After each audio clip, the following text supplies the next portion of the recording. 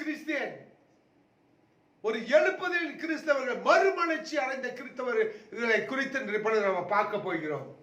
கர்த்தர் உங்களுக்கு அநேக உபத்திரவங்கள், பாடுகளை கொடுப்பது நம்முடைய விசுவாசத்தை அதிகப்படுத்துகிறதா இருக்கிறது. நம்ம எல்லாமே சமமா, எல்லாமே எல்லா காரியமுமே இதமா இருந்துச்சுனாக்கா தேவனுடைய வல்லமையை, தேவனுடைய அன்பை, தேவனுடைய வழி நடத்தலை பூர்ணமாக தெரிஞ்சு கொள்ள முடியாது. அநேக உபத்திரங்கள் மத்தியிலையும், தாக்குதல்களின் மத்தியிலையும், ஒரு அனல் வீசுற காற்றுகள் மத்தியிலையும், நெருப்புகளின் மத்தியிலையும் நான் கடந்து செல்லும் பொழுது, அப்பொழுது தேவன் நம்மளை வழி நடத்தின விதம், தேவன் நம்மளை காத்த விதம் நாம உணர்ந்து கொள்ள முடியும். அல்லேலூயா. அதான் தாவீது சொல்றாரு, நான் உபத்திரப்பட்டது நல்லது, அதனால உங்களுடைய பிரமாணங்களை கற்றுக்கொண்டேன் என்று சொல்லுகிறத பார்க்கிறோம். உபத்திரவத்தின் மத்தியில் தான் பிரமாணங்கள் கற்றுக்கொள்ள முடியும். எல்லாமே சுகபோகமா இருந்துச்சுனாக்கா தேவனுடைய அன்பை நம்ம ஆழமா ருசிக்க முடியாம இருக்கும். ஹல்லேலூயா. தேவன் நல்லவராகவே இருக்கிறார். நேற்று கூட ஒரு வயதான ஒரு ஊழியக்காரரை சந்தித்தேன். அவரோடு இன்டர்வியூ பண்ணி பேசிக்கிட்டு இருக்கும் பொழுது, அவர் ரட்சிக்கப்படும் போது வாலிப வயசில் இருந்த அந்த அந்த எனர்ஜி, அந்த அந்த அந்த வாஞ்சை அனல் இன்ன வரைக்கும் இருக்கிறத பார்க்க முடியுது. ஆனா அவர் சொல்லும்போது பார்க்கும்போது நிறைய அனுபவத்துக்குள்ளாக, பாடுகள் மத்தியில, வேதனை மத்தியில கூட போயிட்டு இருந்தாரு. அந்த மத்தியில கர்த்தர் அவரை வழி நடத்தது நினைச்சு உள்ளத்தின் ஆழத்திலிருந்து ஆண்டவர் மகிமைப்படுத்தினாரு. நம்ம நல்லா இருக்கும் போது தேவனுடைய அந்த நன்மைகளை நம்ம புரிஞ்சு கொள்ள முடியாது. நன்மைகள் அங்கு இருக்க புரிஞ்சு கொள்ள முடியாது. நம்ம வேதனை நேரத்துல, பாடுகள் நேரத்துல அப்பொழுது தெரியும், கர்த்தர் இவ்வளவாக நடத்தி வந்தாரு, பாதுகாத்தாரு, என் ஜபத்தை கேட்டாரு, என் வேண்டுதலை கேட்டாரு, என் கண்ணீரை தொலைத்தாரு, என்னை தாங்கி தப்புவித்து ஏந்தி நடத்தினாரு என்று நம்ம உணர்ந்து கொள்ள முடியும், சொல்ல முடியும், பேச முடியும் மற்றவர்களிடம். இன்றும் கர்த்தர் உயிரோடு இருக்கிறார் என்பதை உங்களை சொல்ல விரும்புகிறேன். சற்று முன்பு நீங்க தேவனை ஆராதிக்கும் போது, பார்க்கும்போது, உள்ளத்தின் ஆழத்தில் இருந்து நீங்க தேவனை மகிமைப்படுத்ததை பார்க்கும் பொழுது நான் ஆண்டவருக்கு நன்றி செலுத்துகிறேன். இதுதான் ஒரு கிறிஸ்தவனின் தன்மைகள். என்ன பாடு வந்தாலும் சரி, எந்த வேதனை வந்தாலும் சரி, எதிர்மாறாக சூழ்நிலைகள் அமைந்தாலும் சரி, என்று துதிப்பேன், என் தேவனை துதிப்பேன் என்று நாவினி சொல்லும் பொழுது பிசாசு வெட்கப்பட்டு போகிறான். நம்ம வாழ்க்கை அநேக பலவிதமான சோர்வுகள், போராட்டங்கள், சஞ்சலங்கள், தவிப்புகள், வேதனைகள் இருந்து கொண்டுதான் வருகிறது. ஆண்டவராக இயேசு கிறிஸ்துவை ஏற்றுக்கொண்ட ஒவ்வொரு விசுவாசிக்கும் இது ஒரு சவாலான ஒரு காரியங்களா இருக்கிறது. ஆண்டவராக இயேசு கிறிஸ்து தெளிவா சொல்லி இருக்கிறார், உங்களுக்கு உபத்திரம் உண்டு,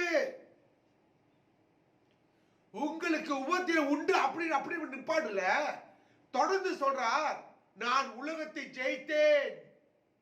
ஆண்டவராக இயேசு கிறிஸ்து சொல்றார், உங்களுக்கு உபத்திரம் உண்டு, ஆனா நான் உலகத்தை ஜெயித்தேன் என்று சொல்கிறார். அதனால் தேவனை சார்ந்து கொள்ளும் போது இயேசுவின் வெற்றி, இயேசுவின் ஜெயம் அது நம்மளுடைய ஜெயமாக மாறும். வேதனையான நேரத்தில் நிம்மதியற்ற நிலை இருக்கிற போது நம்ம வாழ்க்கையில நமக்கு நிம்மதி தேவை அல்லவா, இளைப்பாறுதல் தேவை அல்லவா, சந்தோஷம் என்ற ஒரு வார்த்தை சம்பவம் நம்ம வாழ்க்கையில அனுபவிக்க வேண்டும் அல்லவா. நம்ம கர்த்தர் அதை கொடுத்து ஆசீர்வதிக்கிறவரா இருக்கிறார். நம்ம வேதத்திலே ஒரு வார்த்தை பார்ப்போமாக. Book of Isaiah chapter 44, book of Isaiah chapter 44 verse 1 to 6 வாசிப்போமா. But now listen to me, Israel, my chosen one, the one who made you and helped you say, do not be afraid, O Jacob, my servant, O the Israel, my chosen one. So I will pour on what you to give me your person, and I will pour out my spirit children. They will thrive like grass like willows on a riverbed. Some will proudly claim, I belong to the Lord. Others will say, I am the descendants of Jacob. Some will write the Lord's name on their hand and will take the name of Israel as their own. This is what the Lord says, Israel's King and Redeemer, the Lord of heaven's armies.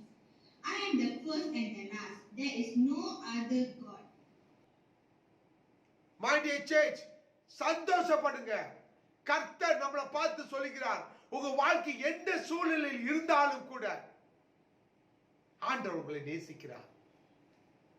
கலங்காதீங்க. நம்மளை நேசிக்க, நம்ம சூழ்நிலையை மாற்ற, நம்மளை தாங்கி தப்புவித்து ஏந்தி வழி நடத்த ஒருவர் இருக்கிறார். பிசாசான சோதனைக்கு சூழ்ச்சிக்கு பல கோணத்தில் நம்ம வரலாம். கலங்காதீங்க. ஆண்டவர் சொல்றார், என் தாசனே, நான் தெரிந்து கொள்ளப்பட்ட இஸ்ரவேலே, உன்னை உண்டாக்கினவரும் உன் தாயை கர்ப்பத்தில் உன்னை உருவாக்கினவரும். அதாவது ஆண்டவர் தேவன் இன்று ஒவ்வொரு நபரையும் பார்த்து சொல்கிறார். இது கதை அல்ல, உண்மையான வாழ்க்கையிலே இன்று கூட நம்மளுக்கு கர்த்தர் உணர்த்தி கொண்டு இருக்கிறார். My dear church, உங்களோடு தேவன் பேசிக் கொண்டு இருக்கிறார். அதை நீங்க அப்படியே நீங்க ரிசீவ் பண்ணிக்கொள்ளுங்க, ஏற்றுக்கொள்ளுங்க. உங்களை தாயின் கர்ப்பத்தில் இருக்கும்போது வேத வசனம் சொல்லும்போது உங்களை உண்டாக்கினவரும் உங்களை உருவாக்கினவரும் அவராக இருக்கிறார். நீங்க போகிற ஒவ்வொரு பாடுகளும், நீங்க வடிக்கிற ஒவ்வொரு கண்ணீரையும் அவர் பார்த்து கொண்டிருக்கிறார். அவர் துருதியிலே சேர்த்து வைத்துக் கொண்டிருக்கிறார். தேவன் சொல்கிறார், உன்னை உண்டாக்கினவர் நான் என்றும் உன்னை உருவாக்கினவர் நான் என்றும். உருவாக்கினவர் ஒவ்வொரு உருவத்தின் அங்கங்கள் எல்லாமே அவருக்கு தெரியும். ஹல்லேலூயா. நம்ம சரீரத்தில் உள்ள ஒவ்வொரு பகுதியையும் கர்த்தருக்கு தெரியும். விசுவாசத்தோடு அதை பெற்றுக்கொள்வோமா? ஹல்லேலூயா. ரிகாபாரா சந்தரா பாரியந்தி. இந்த நேரத்தில் கூட சேச்சி எந்தெந்த பகுதியில உங்களுக்கு வேதனை இருக்குதோ, வலி இருக்குதோ, இந்த நேரத்தை கை வச்சுக்கோமா. அவங்களுக்கா நான் ஜெபிக்க போறேன். ஹல்லேலூயா. ரிகாபாரா சந்தரா. ஓ ரிகாபாபா பரியாந்தரா பரியாந்தரா பாரியந்தி. ஒவ்வொரு இடத்தை கை வச்சுக்கொள்ளுங்க. தேவனே, இந்த நேரத்தை நான் ஜெபிக்கிறேன் சுவாமி ராஜா. ஹல்லேலூயா. ஆண்டவரே, எந்தெந்த பகுதியில இவர்களுக்கு ஆண்டவரேப்பா, ஆண்டவரே, இதோ சுகம் தேவையோ, குணம் தேவையோ, ஆண்டவரே இந்த நேரத்திலே ஆண்டவரே சுகமளிக்கும் வல்லமை இந்த நேரத்தை கலந்து போகட்டும் ஆண்டவரே ராஜா. ஒவ்வொரு பகுதியிலும் ஆண்டவரே மாற்றங்கள் உண்டாகட்டும் ஆண்டவரே. தகப்பனே சுவாமி, உக்கரம் ஆண்டவரே தொடுபடியா ஜெபிக்கிறோம் அப்பா. ஏனென்றால் வேதம் சொல்லப்படுகிறபடி ஆண்டவரே நீர் உண்டாக்கினீர், நீர் உருவாக்கினீர் ஆண்டவரே ராஜா. இந்த சரீரத்துக்கு அதிகாரி நீரா இருக்கிறீர் ஆண்டவரே ராஜா.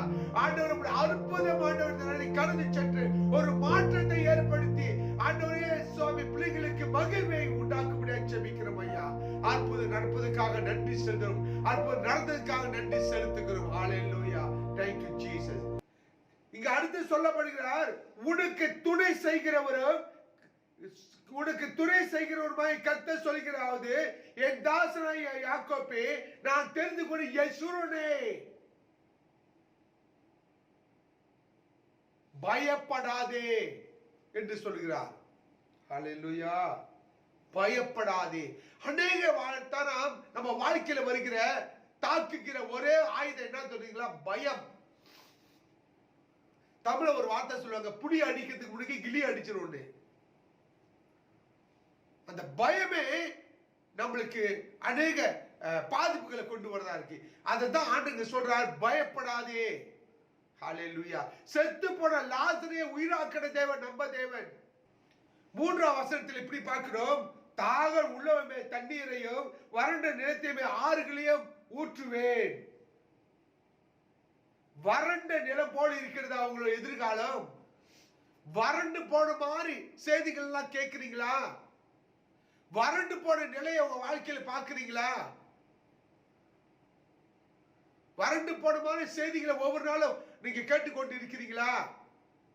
இங்க வேதம் சொல்லப்படுகிறது, உங்கள் நிலத்திலே ஆறுகளை ஊற்றுவேன் என்று சொல்லுகிறார். அதாவது செழிப்பை உண்டாக்குவேன் என்று கர்த்தர் இங்க சொல்லுகிறார். ஐயா, இது வந்து மனிதர் சொன்ன வார்த்தைகள் அல்ல, உயிருள்ள வார்த்தை. அன்று சொன்ன வார்த்தை இன்றும் அது செயல்படுகிறதா இருக்கிறது. விசுவாசிப்பவனுக்கு எல்லாம் ஆகும். நன்றி செலுத்துகிறோம் ஆண்டவரே ராஜா. உன் சந்ததி மேலே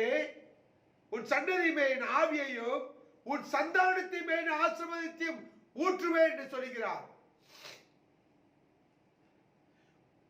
சந்ததி என்று சொல்லும் போது நமக்கு பிறக்கிற பிள்ளை, நம்ம பெத்த பிள்ளை. சந்தானம் என்று சொல்லும் பொழுது அதுக்கு பிறகு வருகிற நம்ம பரம்பரை, நம்மளோட பரம்பரை. எல்லாத்துக்கும் என்ன செய்வாரோ ஆசீர்வாதத்தை ஊற்றுவேன் என்று தேவன் சொல்லுகிறார். நம்ம தேவன் ஆசீர்வதிக்கிறத விரும்புகிற தேவன். இஸ்ரவேலை ஆசீர்வதிப்பதே தேவனுக்கு பிரியம். நம்மளை ஆசீர்வதிச்சு பார்க்க தாங்க ஆண்டவர் ஆசைப்படுகிறார். எந்த ஒரு காரணம் கொண்டு நம்ம அழுகுறத ஆண்டவர் பார்த்து வேடிக்கை பார்க்கிறவர் அல்ல. நம்மளை ஆசீர்வதித்து அவர் சந்தோஷப்படுகிற தேவனா இருக்கிறார். அவரு நம்மளுடைய சந்ததி மேலேயும் நம்மளுடைய சந்தானத்தின் மேலேயும் அவர் ஆசீர்வாதத்தை கொடுக்கிறேன்னு சொல்லிக்கிறார். நம்ம பிள்ளையும் ஆசீர்வாதமா இருப்பார்கள், அதிக நிச்சயம். நம்மள பரம்பரை செழிப்பா இருக்கும், அதிக நிச்சயம். இது விசுவாசிப்போமே. இப்போது எதிர்மாறா இருக்கு அவங்க வாழ்க்கையில, எப்படி ஆகும் நினைக்கிறீங்களா? இதுதான் சாரா நகைத்தான், சிரிச்சா. தேவதூதர் வந்து சொல்லும் போது சாரா சிரிச்சாங்க. பிள்ளை பேக்கிறதுக்கான காரியம் எல்லாம் போச்சு, இந்த நேரத்தில் பிள்ளை வருமா?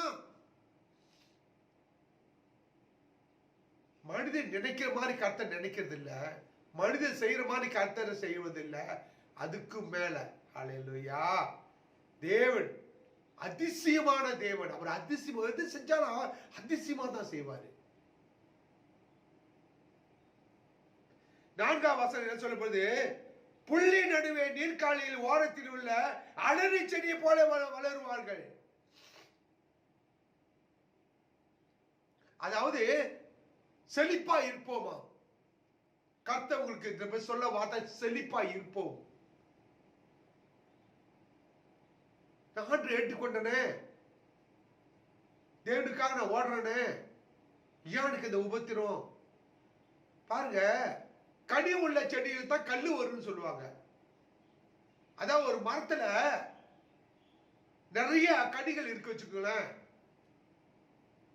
மாங்காய் இருக்குது, மரம் நிறைய மாங்காய் இருக்கிற மரத்துல தான் கல்லு விட்டு அடிப்பாங்க அந்த மாங்காய் பறிக்கிறதுக்கு.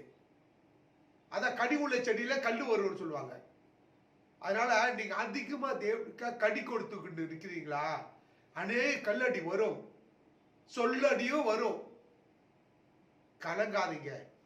உங்களை ரட்சித்தவர், உங்களை உண்டாக்கினவர், உங்களை உருவாக்கினவர் உங்களோடு கூட இருக்கிறார். ஹல்லேலூயா. சோர்ந்து போனீங்களா? தேவனை துக்கப்படுத்துகின்ற அர்த்தம். மகிழ்ந்து களி கூறுங்கள். சற்று முன்பு நீங்க ஆராதிக்கும் பொழுது ஒரு உயிரோட்டத்தை, ஒரு தேவனுடைய பிரசன்னத்தை நான் உணர முடிஞ்சிச்சு. ஹல்லேலூயா.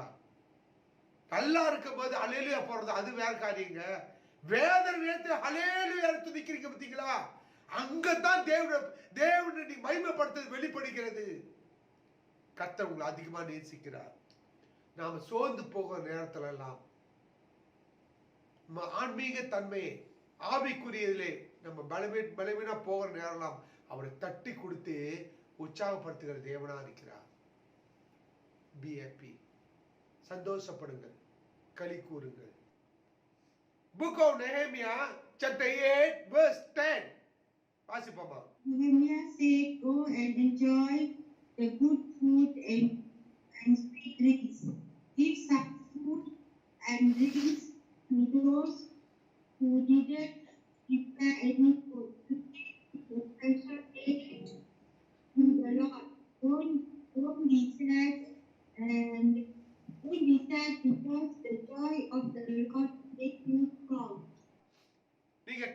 கவலைப்படாதீங்க, துக்கப்படாதீங்க அப்படின்னு சொல்றார். கர்த்தருக்குள் மகிழ்ச்சியா இருப்பதே உங்களுடைய பலன்.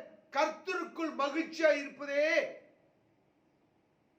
நம்மளுடைய பலன். வேத வசனம் சொல்லுவோம், உங்களுக்கு பலன் என்னன்னாக்கா, நம்ம ஆண்டுக்குள் மகிழ்ச்சியா இருக்கிறோம். என் தேவன் என்னோடு இருக்கிறார், கர்த்தர் என்னை காக்கிறார், தேவன் என்னை விசாரிக்கிறார், தேவன் என்னை நேசிக்கிறார் சொல்றீங்க பார்த்தீங்களா? அதுதான் உங்களுடைய பலன், ஸ்ட்ரென்த். அதுதான் உங்களுடைய பலன். நீ புத்தி மாறி இருக்க பாரு, உங்களுக்குள்ள ஒரு மாற்றங்கள் வருது, அதுக்கு நிச்சயம். அல்லேலூயா. ஒரு எழுப்புதல் கிறிஸ்துவனை குறித்து பார்த்து கொண்டு இருக்கிறோம். ஒரு மறுமலர்ச்சி அடைந்த ஒரு கிறிஸ்தவன் எப்படி இருக்க வேண்டும் என்று நாம் பார்த்து கொண்டு இருக்கிறோம். மழை பெய்யும் போது ஒரு செழிப்பு உண்டாகிறது இல்லையா? மழை சோடு பெய்ஞ்ச பிறகு நீங்க புல்லெல்லாம் பார்க்கும்போது எல்லாம் முளைக்க ஆரம்பிக்கும், ஒரு செழிப்பு உண்டாகும் இல்லையா? அது போல தேவனுடைய ஆசீர்வாதம் நமக்குள் வரும் பொழுது நம்ம வாழ்க்கையில ஒரு செழிப்பை காண முடியும். என் தேவன் இருக்கிறவராகவே இருக்கிறார் என்று சொல்லுங்க. என் தேவன் என்னை விசாரிக்கிறார் என்று சொல்லுங்க. என் பிரச்சனை என் தேவனுக்கு தெரியும் என்று சொல்லுங்க. என் சூழ்நிலை மாற்ற அமைக்க அவர் வல்லமை உள்ளவர் என்று சொல்லுங்க. ஹல்லேலூயா. நம்ம அறிக்கை செய்கிற, நம்ம உள்ளத்துல அறிக்கை செய்கிற ஒவ்வொரு வார்த்தையும் படித்தா நம்ம வாழ்க்கை அமையும். நான் ஒன்றுமில்லை, நான் குப்பை, நான் தூசி, நான் புழு பூச்சி சொல்லிக்கிட்டு தான் நீ பூச்சி மாதிரி தான் இருப்பீங்க, புழு மாதிரி தான் இருப்பீங்க. நான் சர்வ வல்லமை தேவனுடைய பிள்ளை, நான் ராஜாதி ராஜாவுடைய பிள்ளை என்று அறிக்கை செய்யுங்க. கர்த்தர் சந்தோஷத்தை கொடுக்கிற, சமாதானத்தை கொடுக்கிற அறிக்கை செய்யுங்க. நீங்க அறிக்கை செய்ய சொல்ற ஒவ்வொரு வார்த்தைப்படியே உங்க வாழ்க்கை அமைவது அதிக நிச்சயம். வேதம் சொல்லப்படுகிறது, மரணமும் ஜீவனும் நாவின் வார்த்தையில் இருக்கிறதாம். அதில் பிரியப்படுகிறவர் அதை கனியை புசிப்பார்களாம். நீங்க பாசிட்டிவாவே பேசுங்க, விசுவாச அறிக்கை செய்யுங்க. நெகட்டிவ் வார்த்தை உங்க வாயிலிருந்து வராதபடிக்கு கவனமாயிருங்க. சாத்தான் தான் கொடுப்பான் நெகட்டிவ் வார்த்தையை, நெகட்டிவ் சிந்தனையை கொடுப்பான். தேவன் நம்மளை ஆசீர்வதிக்கவே விரும்புகிறார். உங்க உபத்திரவத்தின் நேரத்திலும் கூட நீங்க தேவனை பார்க்கிற விதம் வித்தியாசமா தான் இருக்கும். தேவனோடு பேசுகிற விதம் வித்தியாசமா இருக்கும். இதைத்தான் இந்த அனுபவத்தை ஆண்டு எதிர்பார்க்கிறாரு. சமூகத்தை நம்மளுக்கு சுகபோக வாழ்க்கையா இருக்கும் போது நம்மளுடைய ஜபம் ரொம்ப கட்டையாயிரும், ஒரு மெடுக்கான ஜபமா மாறிடும். உங்களுக்கு எப்படி இருக்கிறதோ தெரியல, பல முறை எனக்கு இருந்திருக்குது. நான் நல்லா இருக்கும்போது ரொம்ப ஆழமா ஜெபிக்க முடியாது, உருக்கத்தோடு ஜெபிக்க முடியாது, இப்படி மேலாட்டமா ஜெபிச்சுட்டு போறது அது ஆண்டு விரும்பல. நீங்க நேசிக்கிற ஒருத்தவங்கள்ட்ட ஒரு மேலாட்டமா பேசிட்டு போனோமாக்கா அவங்க மனசு எப்படி இருக்கும்? தேவன் அவரோட உண்மையா பேச விரும்புறாரு, பேசணும்னு விரும்புறாரு. சமுதாயம் இந்த உபத்திரம் சமுதாயம் அனுமதிக்கிறார் என்றால் காரணத்தோடு தான்.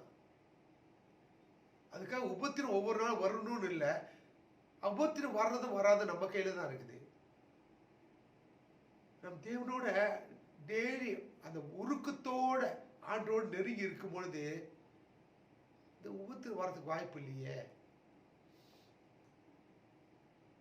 உபத்திரம் பல நேரத்தில் கர்த்தர் நம்மளை உருவாக்குறதுக்காக அனுமதிக்கிறார். ஒரு சில நேரத்தில் பிசாசை வெக்கப்படுத்தும்படி நம்மளை பயன்படுத்துகிறார். Book of Romans chapter 12 verse 1. So then, my brothers, because of God's great mercy to us, I appeal to you, offer yourself as a living sacrifice to God, dedicate to His service and pleasing to Him. This is the true worship that you should offer. Hallelujah. Thank you ma. பாருங்க, இதுதான் புத்தி உள்ள ஆராதனை என்று சொல்லப்படுகிறது.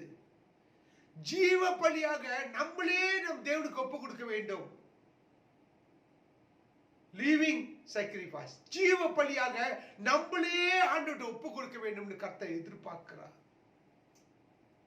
அதுதான் புத்தி உள்ள ஆராதனை என்று சொல்லப்படுகிறது. கர்த்தரோடு இப்படிப்பட்ட ஒரு க்ளோஸா இருக்கணும் என்று கர்த்தர் விரும்புகிறார். நம்ம தான் ஆண்டவருக்கு முக்கியம்.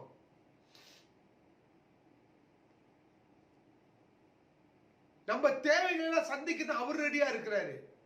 ஆனா அது பெற்றுக்கொள்ளவும் செயல்படும் நம்ம ஆயத்தமா இருக்கிறோமா?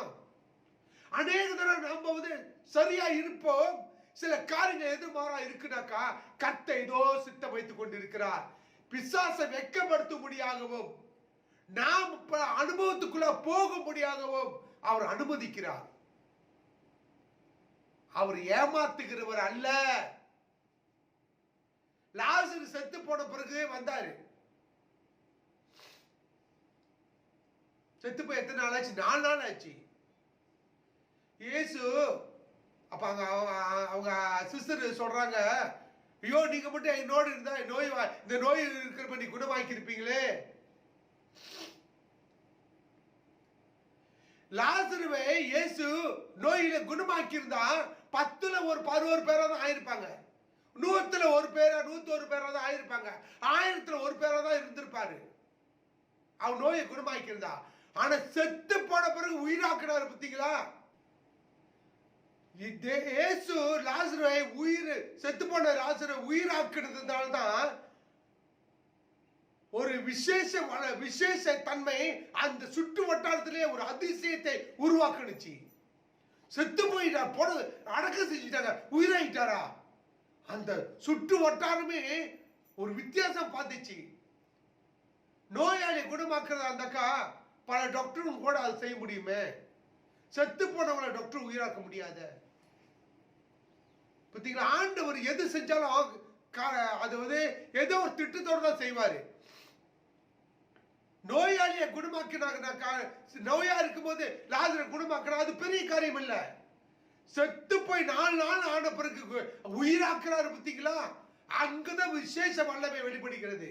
இயேசு நாம மகிமை அடைகிறது. கர்த்தர் எப்படிப்பட்டவர் வெளிப்படுகிறது. சராசரி மனிதரை காட்டிலும் இயேசு விசேஷமானவர் என்பது அங்க வெளிப்படுகிறது. உங்களோட நோய் நல்லா போச்சுனாக்கா இது பெரிய காரியம் அல்ல. வேதனை டாக்டர் முடியல, அது பிரச்சனை மத்தியில் வாழ்ந்து கொண்டிருக்கலாம், அப்ப தேவன் செய்யற காரியம் இருக்கு தெரியுங்களா? அங்கதான் இருக்கு தேவனுடைய அற்புதம். அத கலங்காதீங்க, சோர்ந்து போகாதீங்க. தேவன் எது செய்தாலும் அவர் திட்டத்தை படிதான் செய்வாரு. அவர் வெட்கப்படுத்துகிறது தேவன் அல்ல. வாழ்க்கையில ஒரு விசேஷ ஒரு அற்புதத்தை ஏற்படுத்தி கர்த்தர் எனக்கு அற்புதம் செய்தார் என்று நீங்க சொல்லும்படியாக சில காரியங்கள் அனுமதிக்கிறார். யோவேல் புத்தகம் 2வது அதிகாரம் வசனம் 23 வாசிப்போமா? சீயோன் குமாரனே, உங்கள் தேவனாகிய கர்த்தருக்குள் மகிழ்ந்து களிகூருங்கள். அவர் தக்கபடி உங்களுக்கு முன்மாதிரியை கொடுத்து உங்களுக்கு முன்மாதிரியையும் பின்மாதிரியையும் ஏற்கனவே வசிக்க பண்ணுவார். சீயோன் குமாரனே குமாரத்தியே, நம்ம ஆண்டுக்கு ரொம்ப பிரியமானவர்கள், நேசிக்கிறவர்கள். யசுரனே என்று பார்த்தோம் இல்லையா? தேவனுடைய பிரியமானவர்கள், செல்ல பிள்ளை. அது போல சீயோன் குமாரனே குமாரத்தியை சொல்லும் போது நமக்கு அவர் ரொம்ப செல்ல பிள்ளை. நம்மளை பார்த்து என்னமா சொல்றாரு? மகிழ்ந்து கழுகும், சந்தோஷமா இருங்க அப்படி சொல்றாரு. சந்தோஷமா இருங்களேன் அப்படி சொல்றாரு. நம்ம தேவனை துதிக்கவும், தேவனை பாடவும், தேவனை மகிமைப்படுத்தவும் நம்ம ஆரம்பிப்போமாங்க. நான் உங்களை செழிக்க வைக்க போகிறேன் என்று அவர் வாக்கு தத்தம் கொடுக்கிறார். அந்த வார்த்தை அப்படி பெற்றுக் கொள்வோமாங்க. என் தேவனை செழிக்க வைக்க வல்லவரா இருக்கிறார். என் எதிர்பார்ப்புகள், எதிர் நோக்கங்கள், எதிர்காலத்தின் சிந்தனைகள் அவருக்கு தெரியும். என் வாழ்க்கையை மாற்றி அமைக்க அவர் வல்லவரா இருக்க நீ சொல்லும் பொழுது அல்லேலூயா, உங்களுக்குள்ளாக ஒரு வித்தியாசமான ஒரு மாற்றம் உங்களுக்கு வர்றதை உங்களால் பார்க்க முடியும். மகிழ்ச்சியே உங்கள் பலனா எடுத்துக்கொள்ளுங்கள். சம்பந்தம் நம்ம ஆதியாமே ஒரு சந்தோஷம் வரும் பார்த்தீங்களா? ஆனா ஏன் சந்தோஷமா இருக்கும் நமக்கே தெரியாது. பரிசுத்த ஆவியானவர் நமக்குள் இருந்து சந்தோஷத்தை ஏற்படுத்துகிறாராம், உருவாக்குகிறாராம். நமக்கு தேவ ஆவியானவர் இருக்கிறார். ஹல்லேலூயா. தேவ பிள்ளைகளே, சந்தோஷப்படுங்கள். வேதம் அதான் சொல்லுது, மகிழ்ந்து களி கூறுங்கள், ரிஜாய்ஸ் என்று சொல்லப்படுகிறது. ஒரு எழுப்புதல் கிறிஸ்தவன் எப்படி இருக்க வேண்டும் என்று நாம் பார்த்து கொண்டு இருக்கிறோம். நம்மளை சந்தோஷப்படுத்தி சந்தோஷப்படுகிற தேவன் தான் நம்ம தேவன். ஹல்லேலூயா. கர்த்தர் நல்லவரா இருக்கிறார். இந்த நேரத்தில் ஜெபம் செய்வோமா? நல்ல பிதாவே, உம்மை துதிக்கிறோம் ஐயா. எங்களோடு வார்த்தைகள் வழியாக பேசுனீங்களே ஆண்டவரே. சோர்ந்து போயிருக்கிற ஒவ்வொரு உள்ளத்தையும் தட்டி எழுப்பி தேற்றுகிறீரே, நன்றி ஆண்டவரே. ராஜா, உம்மை நோக்கி பார்த்த கண்கள் பிரகாசம் அடைந்தது. உம்மை நோக்கி பார்த்தவர்கள் ஒருபோது வெட்கப்பட்டு போவதில்லை என்று நீ சொல்லியிருக்கீங்கப்பா. ஆண்டவரே, எங்கள் ஒவ்வொருவரையும் ஆண்டவரே ஒரு எழுப்புதல் எங்களுக்குள்ளாக நீ ஏற்படுத்தியதுக்காக நன்றி. மகிழ்ச்சியே எங்களுடைய பலன் ஆண்டவரேப்பா. அந்த மகிழ்ச்சி கொடுப்பவரே நீங்க தானே ஆண்டவரே. ராஜா, தொடர்ந்து உம்மை சார்ந்து வாழத்தக்கதாக பரிசுத்தாவியானவர் எங்களுக்கு உதவி செய்யட்டும். இயேசு நாமத்தில் ஜெபிக்கிறோம் நல்ல பிதாவே. ஆமென். God bless you.